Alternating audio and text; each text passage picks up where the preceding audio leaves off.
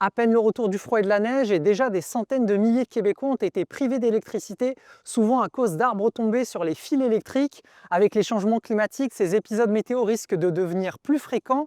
Et une question revient sur la table, est-ce que le moment est venu d'enfouir les fils électriques au Québec? La question d'enfouissement des fils aurait dû être au programme de manière normale il y a déjà 30 ou 40 ans. Or, on n'arrive pas à se moderniser et c'est chaque année moins acceptable parce que chaque année, l'électricité joue un rôle de plus en plus central dans nos vies. Mais alors, si on savait depuis des décennies qu'il faudrait généraliser l'enfouissement des fils électriques, pourquoi ce n'est pas encore le cas? C'est extrêmement dispendieux, surtout lorsqu'on parle de quartiers qui sont déjà bâtis. On devra creuser dans les cours des gens. Donc, ça implique beaucoup de déplacement de machinerie et ça pourra coûter très cher. À ce propos, je suis allé poser directement la question à Hydro-Québec. La société d'État m'explique que son réseau de distribution s'étend sur plus de 100 000 km et qu'à ce jour, à peine 10% des fils électriques sont enfouis, avec une proportion qui atteint près de 60% sur l'île de Montréal.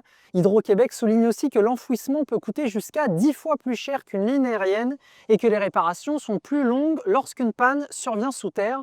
Elle dit également tester une technique d'enfouissement allégé, moins coûteuse, avec 7 km réalisés au cours de la dernière année. Si on fait de l'enfouissement, mais là, il faut aussi modifier les entrées électriques des clients. Donc, il y a quand même des coûts. Ça peut être très important pour eux. Si, par exemple, on fait une revitalisation, par exemple, on va tenter d'enfouir lorsqu'on refait, par exemple, les égouts, lorsqu'on refait l'aqueduc, ben, pourquoi ne pas enfouir à ce moment-là? Donc, il faut trouver des moments dans le cycle de vie des infrastructures urbaines où on va vraiment prendre la balle au bond et tenter de faire tout en même temps. Donc enfouir les fils électriques pourrait réduire les pannes, mais le coût, la densité des quartiers et l'âge des infrastructures pourraient compliquer bien les choses en attendant que des décisions soient prises. Au final, c'est pas nécessairement la décision d'Hydro-Québec, c'est la décision des développeurs, c'est la décision des élus municipaux qui décident de ne pas imposer l'enfouissement dès le départ. Ce qui reste à savoir à présent, c'est jusqu'où la Provence est prête à investir pour éviter que ces pannes se répètent. Et toi, qu'est-ce que tu attends de la part du gouvernement sur le réseau électrique au Québec?